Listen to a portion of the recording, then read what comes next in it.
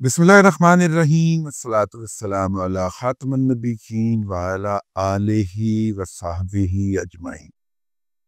अस्सलामु अलैकुम व रहमतुल्लाहि व बरकातुहू। अमेरिका की पॉलिसी के अंदर मेजर शिफ्ट आया है और उस मेजर शिफ्ट के नतीजे के अंदर पाकिस्तान के लिए उम्मीद के कुछ दरवाजे खुले हैं। अगर दरवाजे नहीं भी खुले तो दरवाजे की चीथों में से उम्मीद की किरणें अंदर आना शुरू हुई हैं। किस्सा कुछ यूं है कि अमेरिका के सदर ने ओबामा साहब के दौर के अंदर एक नई टर्म कॉइन की थी जिसे एफ पाक का नाम दिया गया था और कहा गया था कि हम अफगानिस्तान और पाकिस्तान को एक ही खित्ता समझते हैं और दोनों को एक ही लाठी से हाँका जाएगा, दोनों को एक ही पॉलिसी के तहत डील किया जाएगा।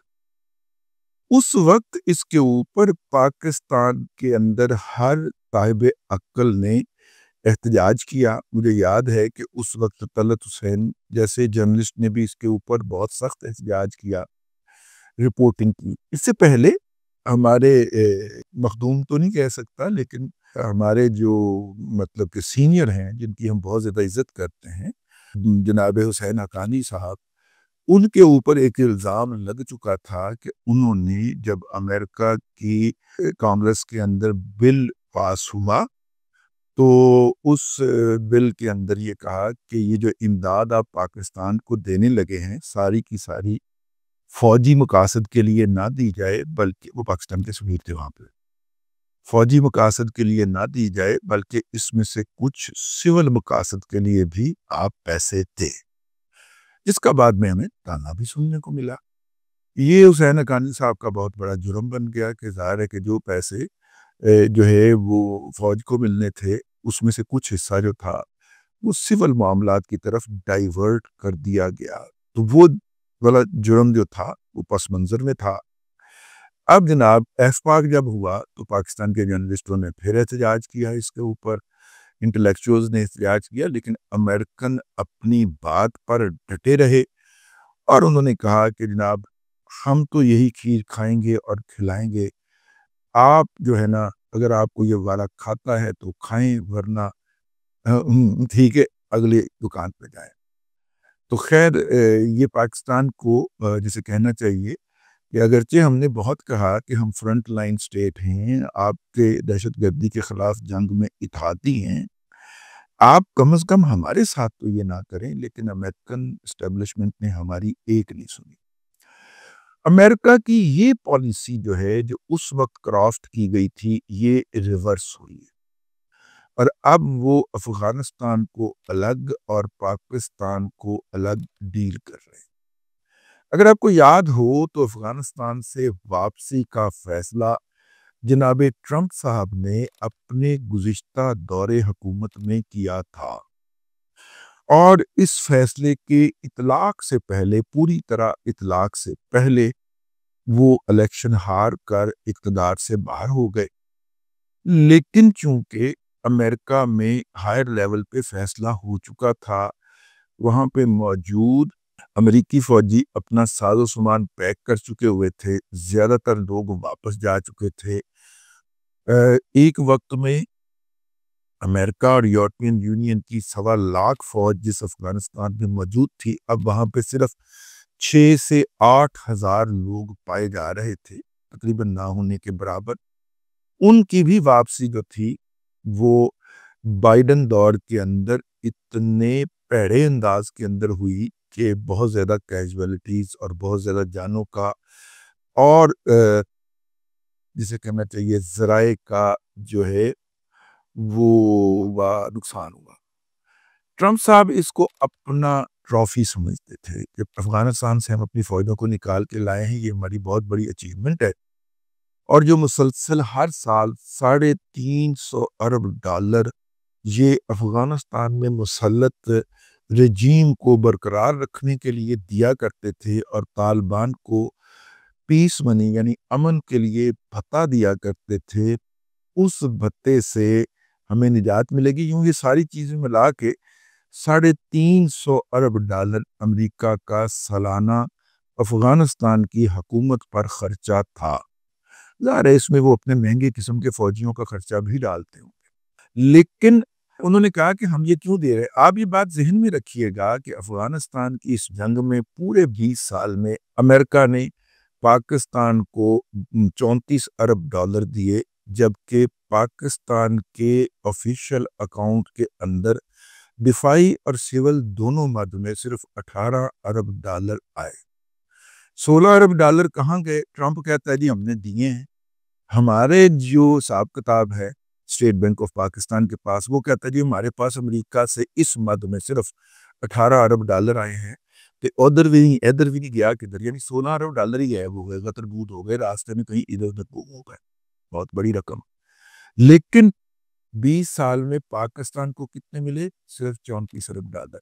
और ये अफगांडू हराम खोर जो हमें जो है वो बेचने का ताना देते हैं, इज्जत और लोग बेचने का ताना देते हैं, ये सालाना $350 मुसलसल 20 साल तक लेते रहे हैं अफगान हुकूमत को, बकायदा जो मिलते रहे। और उनके तमाम तर विड्रॉल के बावजूद जब वो विड्रॉ कर गए वहां से, तो वो पैसे खत्म हो जाने चाहिए थे। नहीं, वो अपना खर्च, वो अभी भी $3 अरब सालाना हैबतुल्लाह अखवंदजादा की हुकूमत को दे रहे थे, जो आके ट्रंप ने रोके। यानी अमेरिका की पॉलिसी के अंदर मेजर शिफ्ट आ गई। वो अपना खर्चा $350 सालाना से लेके $3 अरब सालाना तक ले आए। ज़ाहिर है वो $3 अरब वो एनजीओज के जरिए बांटते थे, हुकूमत को बराह रास्त नहीं देते थे। हुकूमत को भी उन्होंने थोड़े बहुत मुख्तलिफ औकात में दिए ताकि ये हुकूमत खड़ी रहे और चलती रहे। अफगानों ने ये समझा शायद उनकी मजबूरी है कोई, ठीक है। उन्होंने लंबी लंबी लिस्टें निकाल लें कि जनाब आपने हमारे यहाँ इतनी तबाही फेरी है, इतना हमारा इंफ्रास्ट्रक्चर तबाह किया, लिहाजा इतने $अरब का हम आपसे हर जाने के दावेदार हैं। उन्होंने कहा टिंड दे रेड़ो साढ़े जेड़े तुहाडे ते पैसे खर्च हो गए, ठीक है ना। अमेरिका ने उतने पैसे कोरोना के दौरान अपने लोगों पे खर्च नहीं किए, मतलब उतने पैसे खर्च किए जिससे 1.5 गुना ज्यादा पैसे उन्होंने अफगानिस्तान पे 20 सालों में खर्च कर दिए। एक अंदाजे के मुताबिक जो कि अमेरिका की यूनिवर्सिटी ने लगाया है, $30 ट्रिलियन के करीब, और 1 ट्रिलियन में 1000 अरब होता है।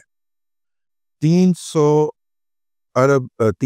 खरब डॉलर जो है वो इन 20 सालों के अंदर अमेरिका ने अफगानिस्तान पर मुख्तलिफ मदाद में खर्च किया।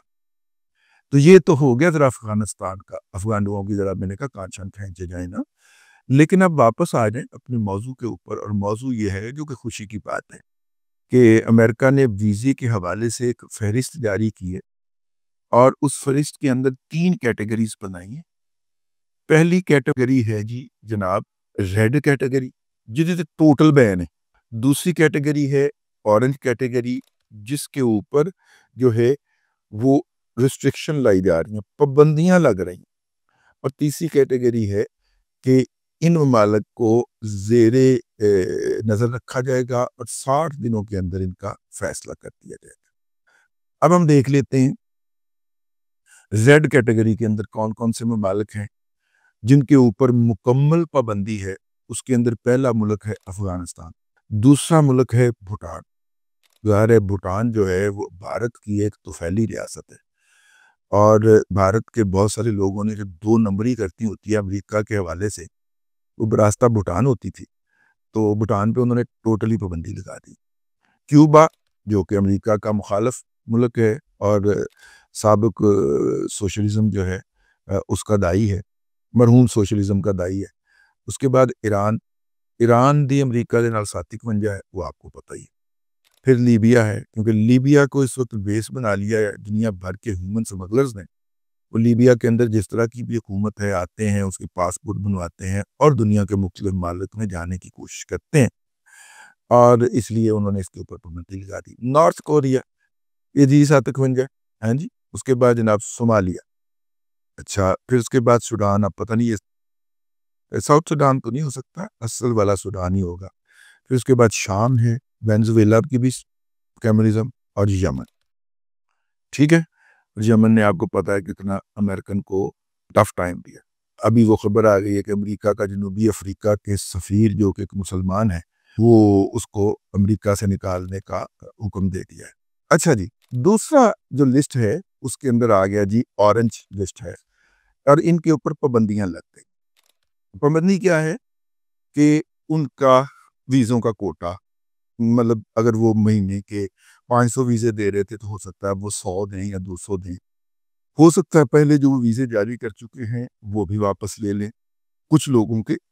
और अभी मैं व्लॉग कर रहा था तो दरमियान में अमेरिका से एक दोस्त की कॉल आ गई, जो कि अभी हाल वो अमेरिका में सेटल हैं, अभी हाल ही में वो वापस पहुँचे हैं।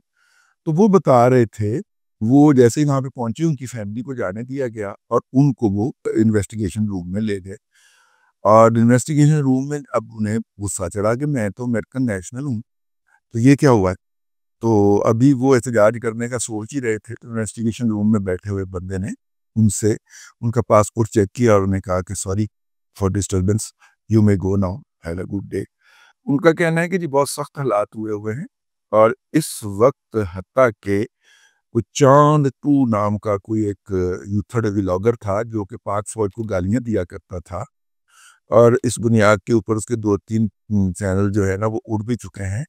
वो भी चुप कर गया, जी बोलती बंद हो गई, अब वो ये काम नहीं कर रहा क्योंकि ज़ाहिर है 2 नंबर कागज़ों ते पहुंचे होना है।